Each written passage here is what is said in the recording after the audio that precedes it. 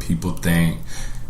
I will be dead and gone if I don't get help, if I don't seek out help, if I don't start talking about this, if I don't want to move past this. I didn't realize that I had an addiction to about 2 or 3 years till I was really deep in it. Wow. And I was like,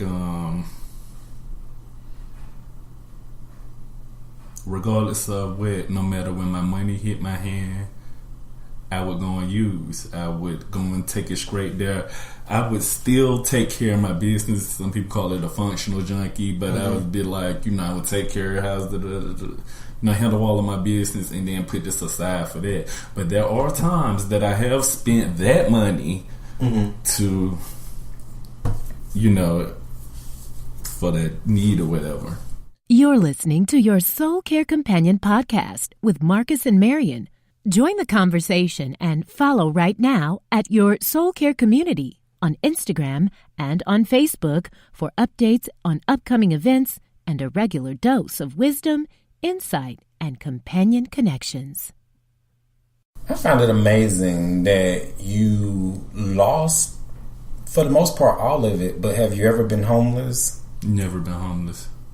Have you ever not been able to go to the grocery store and get food? Yes, I have. But once again, those came from the choices that I chose to make with the money that I had. Because you gotta understand that I own properties, rental properties, so I always had residual income coming in monthly. Right. So I produced a way for me to pay myself back.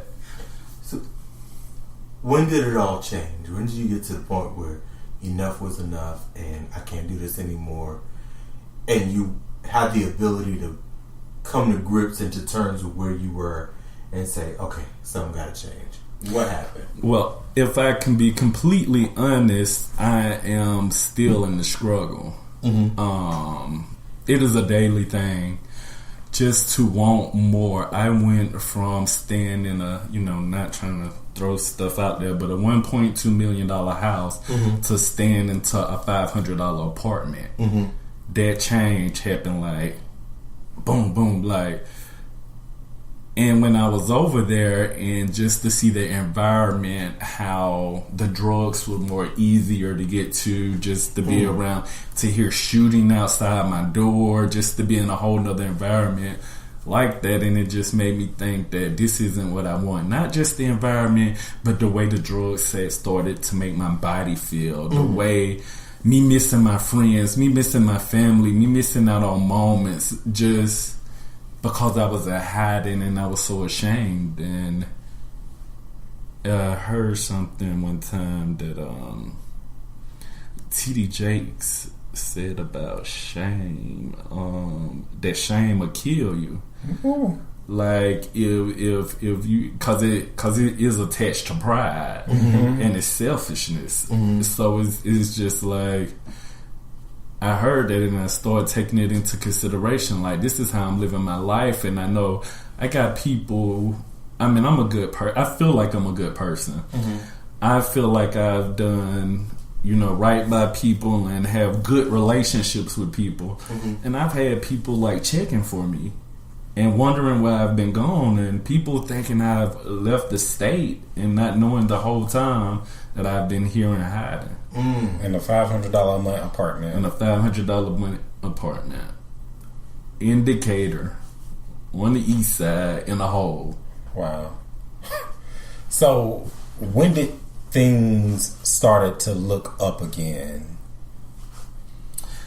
I had to make the decision in my head that I wanted to get off of these drugs. And I wanted to live again. Even if I had to live again in my current state, as far as my cane goes and, my ego and all of that, like, I decided that I wanted, if this the way that God was going to have me be, that I was going to be the best that I can be at where I'm at right now.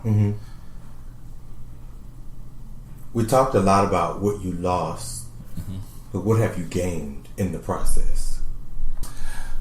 I gained a better outlook on life. I feel like this is my time that I feel like everybody have moments in their life where they're challenged with, I don't know, whatever the adversities are, whatever it may be.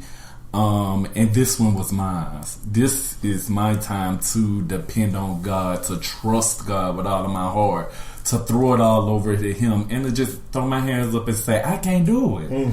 It's for you to do it. I need for you to help me, God. I need for you to pull me out of this. I want to be out of this, but I'm not strong enough. I'm not strong enough. I give it over to you.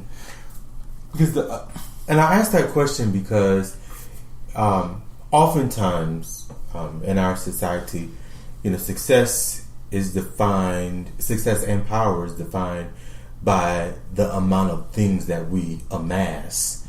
And from what I'm hearing is that no matter how many BMWs you had, no matter how many nice houses you had, no matter how many expensive pairs of shoes that you had or were able to buy, no matter how strong the business was, none of it was powerful enough and strong enough to pull you up out of the situation you were in. No, none of it wasn't.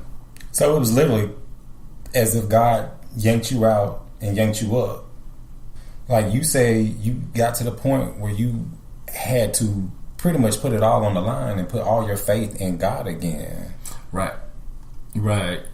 It was more like me I was tired. I was tired of living where I was. I was tired of not seeing my friends. Okay. I was tired of not being around the people that I know that loved me. And, I had just started living and doing promiscuous things that wasn't like me. I just knew that I was having an out-of-body experience.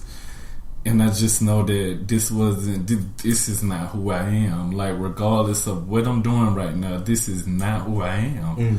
I'm better than this. You know what I'm saying? You put me on this earth to do something better than this. And those was like the conversations that I was having with God. You know what I'm saying? Like, even doing my drugs, I would pray first. People may say that is crazy, but I would ask for a hindrance around me, like, Lord, protect me. You know what I'm saying? This is my thorn in my flesh. You know what I'm saying? So it's like, and then I didn't want people to see me like that because I know people never viewed me like that. For me to have to come and say, I'm the crackhead now. Wow. Because I remember, Demario, you were always the flashy one, always clean, fresh haircut, popping tags, and in your words, be the crackhead now. So for those people listening who may be in that sunken place, if you could just give them one step, one piece of advice, what would it be? It would be to surrender. Just to surrender to God, like, talk to God about it. I'm not saying keep going out there and doing your stuff, but start opening up a line of communication with God. It's better to talk to God than not to talk to God. So even with my drug doing, just like I said, I would talk to God. God, like, watch over me, protect me, Heavenly Kind Father. I know this maybe sounds crazy to an orthodox, to a lot of Christians out there, but this is my story, and this is how I feel like I started hearing back from God. And when I noticed God never stopped talking to me, I sat down and I had heard a sermon from a pastor, and they said the best way to know the voice of God is to get in the Word of God. So when you read in the Word, you would know when you're hearing from God. So that's what I started to do. I just started to pick back up a little scripture every here and there and read, and I started to pay attention to my small, still voice. And daily, like in the mornings, I had started getting up and just saying, okay, if it say go right, I'm going to go right. If I hear go left, go left. And then I would do that, and then at the end of the day, like the results I would have would be the positive results that I wanted. And I'm like, oh my God, this is really working. This is, oh my God, God has been speaking to me the whole time. I kind of call it like the angel and the devil on your shoulder. You always have that first good thought, then you have a contradictory thought right afterwards. And they're always warring at each other. So with me picking back up the word and knowing what the word says, because that's the final authority, and listening to them voices, I'm able to determine which one is God speaking to me. That's good. Where are you today? Like, how's your health? Well, today my health is better. I'm on the up and up. I'm out here back doing my real estate thing, looking for other lucrative businesses to invest in. I just moved into a new place. I felt like I needed to get out of the environment that I was in, get more around the people, and be more around people that's doing the same type of things that I'm trying to do. To be honest, we are actually recording from Demario's new place, located in the heart of Midtown. We won't say how much you're paying a month. But, I mean, it's amazing. And I think there's a story that comes along with this place. Do you mind sharing it? Okay, well, the story comes along with this place that I shared with you was that about 6 years ago, when all of this went down, before my health and everything went down, I was apartment hunting. And these were one of the apartment complexes that I had came to that I wanted to get into at the time. And at the time, I was denied. And today, I'm in here.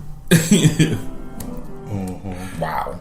So 6 years later, it just was a reminder to me that God is going to do what He said He's going to do, and like a delay is not a deny. I see it as restoration, right? And I also see it as, sometimes the denial is because at the time, if you got what you asked for at the time you asked for, you wouldn't appreciate it. But now today, because of everything that you have been through, there's a different level of appreciation, right, for where you are now, right? Because if you got it and you had to go through before you went through everything, you would have lost it, right? And then just to think about what you said, but the number of people that we rub shoulders with that passed that during this time, I've heard about 20 people died. 20. And I was like, what are you doing? You still got life in you. You still waking up every morning with a limp, whatever. You still here. They ain't here. These are people that I was at the club with, dancing with, talking to on the phone, hanging out with. Getting high. They are dead, right? They're dead. And I'm like, I'm still here. And it's funny because at one point in my life, I just realized, like at the beginning of the year, that I gave up. I never said it out of my mouth, but my actions. It was my actions. I gave up. I didn't get haircuts. I stopped getting haircuts. Laying in the bed. I would lay in the bed for at times 2 or 3 days and just lay in the bed and just watch TV. We didn't get up to do nothing but use the restroom. I had given up on myself. And what happened? I wanted to live again. I was still here. And I saw all those people die. And I felt like I got purpose. Because I could be dead. The things that I was doing could have killed me. I have been in car accidents that could have killed me. Ran straight through poles. Left unscathed. Like, no problem. Wow. Like, this is because of, like, whatever happened to me, but left car wrecks with nothing happened to me. So, when you said I wanted to live again, it seems like what I'm hearing is the light bulb went off. There's a reason why you're still here. Right. Now, all of that stuff couldn't have killed me, and it should have. It should have. It really should have. It really should have. But wait a minute. Something. If I'm here, that means I'm supposed to be here. Is that what I'm hearing?